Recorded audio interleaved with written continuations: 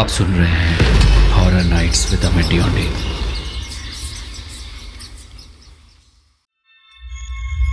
आज की कहानी है सन्नाटा।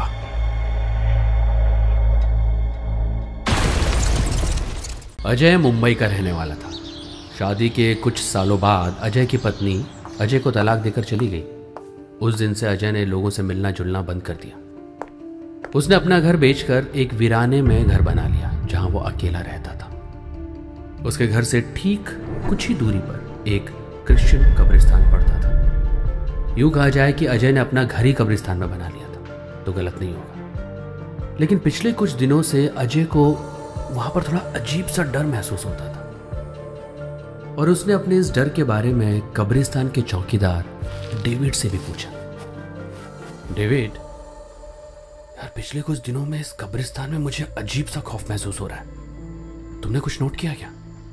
अजय के इस सवाल पर डेविड भी डरता हुआ बोला, साहब, पिछले 20 सालों से इस कब्रिस्तान की चौकीदारी कर रहा हूं। मुझे आज तक ऐसा महसूस नहीं हुआ जो पिछले कुछ दिनों में हो रहा है।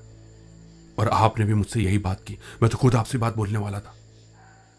पता नहीं क्या होगा, क्या बात है, क्या होने वाला है। इतना बोलकर डेविड कब्रिस्तान में चला गया। रात के सन्नाटे और स्याह अंधेरे में डूबे उस पुराने कब्रिस्तान में कब्रों पर जलती हुई एक आध मोमबत्ती की रोशनी में सूखे पेड़ों की परछाई काफी भयानक और दिल दहला देने वाली आकृति बना रही थी। डेविड कब्रिस्तान में अपनी झोपड़ी में सिगरेट के कश लगाने लगा। उसको यहाँ करीब 20 साल हो गए थे और इतने सालों में उसे कभी डर नहीं लगा। लेकिन वो अजय की बातों से भी सहमत था।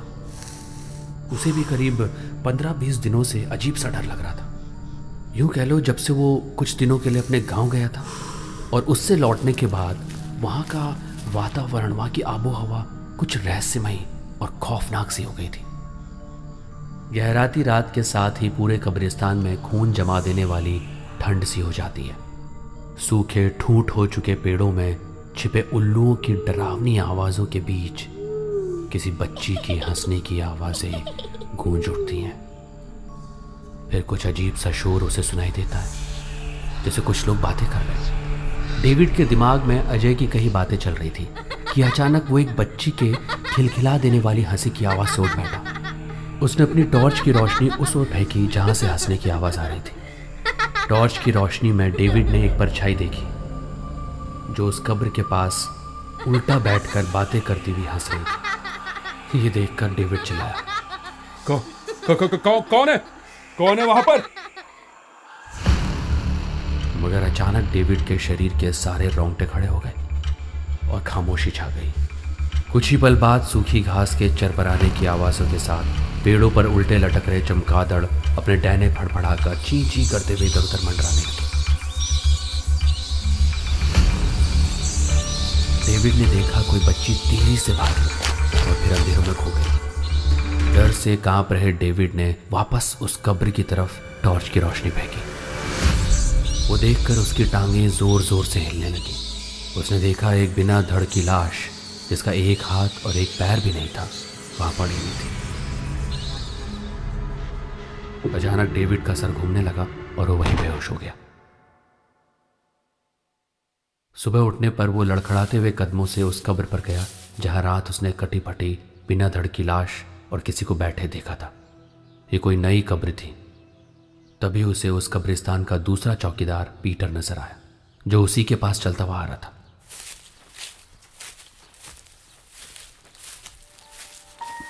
पीटर, जब मैं यहां नहीं था तुमने किसी मुर्दे को दफनाया था क्या? नहीं डेविड, तुम्हारे जाने के बाद यहां किसी को नहीं दफनाया गया। अच्छा, ये बता, तूने कल रात किसी बच्चे के रोने की आवाज सुनी क्या? यार डेविड, कल रात तो मैं यहां था ही नहीं। जब मैं यहां नहीं था तब पहले तूने किसी बच्चे के रोने की आवाज सुनी थी। अरे यार डेविड, तुझे कितनी बार कहा थोड़ा शराब कम पिया कर, कम पिया कर। ये सब ज्यादा नशा करने का असर है डेविड, सुधर जा बेबी। इतना कहकर पीटर वहां से चला गया। मगर भयभीत सा डेविड किसी अनहोनी की आशंका से कांपता सीधे अजय के पास गया और रात की सारी घटना उसने अजय को बता दी। अजय सोचता हुआ बोला, डेविड, मुझे तुम्हारी बातों पर यकीन है और शायद इसी वजह से कुछ दिनों से मुझे भी अजीब महसूस हो रहा है, लेकिन अब सवाल यह है कि हमें करना क्या चाहिए।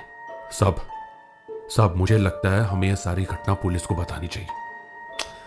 नहीं डेविड, पुलिस इस मैटर में कुछ नहीं करेगी। पहले तो हमारी बात पर यकीन नहीं करेगी। अच्छा सुनो, आज रात कब्रिस्तान में मैं भी तुम्हारे साथ रहूंगा, ठीक है? अजय रात में डेविड के साथ रुक गया और वही अचानक उस बच्ची के हंसने की आवाज आने लगी। दोनों ने छिपकर जो देखा वो देखकर उनके खून जम गया। ठंड की सिरन भरी लहर उनकी रगों में दौड़ गई। सामने का दृश्य दिल दहला देने वाला था। वहां कब्र खुली पड़ी थी और उस खुली हुई कब्र में टुकड़े टुकड़े में कटी हुई 3 लाशें पड़ी थी। आगे का दृश्य और खौफनाक था। वो बच्ची अपने हाथों में बड़ी सी सुई लिए लाशों के कटे हुए हिस्सों को सिल रही थी। इस हौलनाक दृश्य को देख अजय की चीख निकली। रात के उस गहरे सन्नाटे में चीखने की आवाज से उस बच्ची ने अपना चेहरा हिलाया और पलक झपकते ही भागकर अंधेरे में गुम हो गई। ये देख डेविड और अजय वहां से डरते हुए भागने लगे। अचानक डेविड पीटर से टकरा गया।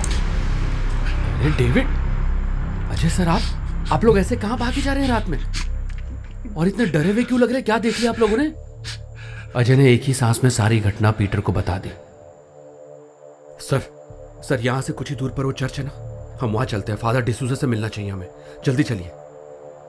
कुछ ही देर के बाद वो सब फादर डिसूजा के पास पहुंच गए। फादर उनकी बात शांति से सुनते रहे और उन्होंने अपनी आंखें बंद कर ली और कुछ देर बाद आंखें खोलकर उन्होंने कहा, चलो मेरे साथ। कुछ देर के बाद फादर और वो सब उसी कब्र के पास खड़े हो गए। फादर कुछ पढ़कर चीख कर बोले, सामने आ जाओ। फादर ने ये कहा ही था कि 10 साल की बच्ची अचानक से हंसते हुए उन सबके सामने आकर खड़ी हो गई। बोल, कौन है तू और इन लाशों के साथ क्या कर रही है? कौन लगते हैं तेरे? उस बच्ची की हंसने की आवाज पूरे कब्रिस्तान में गूंजने लगी और फिर उसने कहा, मेरा नाम है जेनी। एक दिन जब मैं स्कूल से वापस आई तो मैंने देखा मेरे पापा और पड़ोस की हिना आंटी दोनों मिलकर मेरी मम्मी को चाकू से मार रहे थे।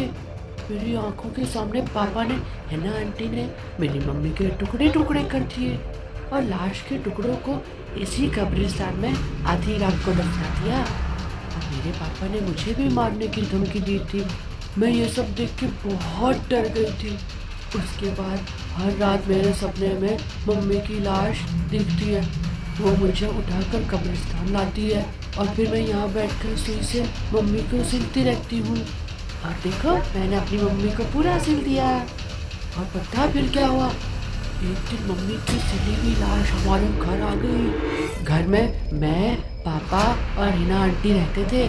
मम्मी ने हिना आंटी को भी ठीक ऐसे ही मारा जैसे उन्होंने मम्मी को मारा था। उनके टुकड़े टुकड़े कर दिए मम्मी ने। उसके बाद पापा की बारी। मम्मी ने नोच नोच कर उन दोनों के छोटे छोटे टुकड़े कर दिए। मैं ये सब कुछ छत से देख रही थी। डर की वजह से मैं छत से गिर गई और मर गई। लेकिन मरने के बाद भी मैं हर रात यहाँ आती हूँ, पापा और आंटी की लाश को सीलती हूँ। लेकिन अगली रात फिर उनकी लाश के टुकड़े टुकड़े मिलते हैं। इतना कहकर वो बच्ची गायब हो गई। बच्ची की बात सुनकर फादर ने कहा, ये बच्ची की अतृप्त आत्मा है। इसके पापा और उस हिना नाम की औरत को ऊपर वाले ने सजा दी है। लेकिन सुनो, तुम लोग यहां कदम भी मत रखना, वरना तुम लोग भी अपनी जान गंवा बैठोगे। आज भी आधी रात को रहस्यमय चीखों, हंसी की आवाजों, अजीब सी फुसफुसाहटों और सरसराहटों को अपने भीतर लिए वो कब्रिस्तान बिल्कुल वीरान पड़ा है। अब वहां मुर्दों को दफनाने भी कोई नहीं चाहता। अजय भी अपने उस मकान को छोड़कर चला गया और अब वहां सन्नाटे और दहशत के अलावा कुछ नहीं है।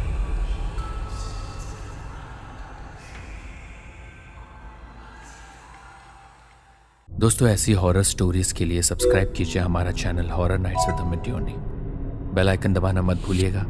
और अगर आपको पॉडकास्ट पसंद है, ऑडियो स्टोरीज पसंद है, तो डाउनलोड कीजिए हमारा ऐप ऑडियो पिटारा। ऑडियो पिटारा सुनना जरूरी है।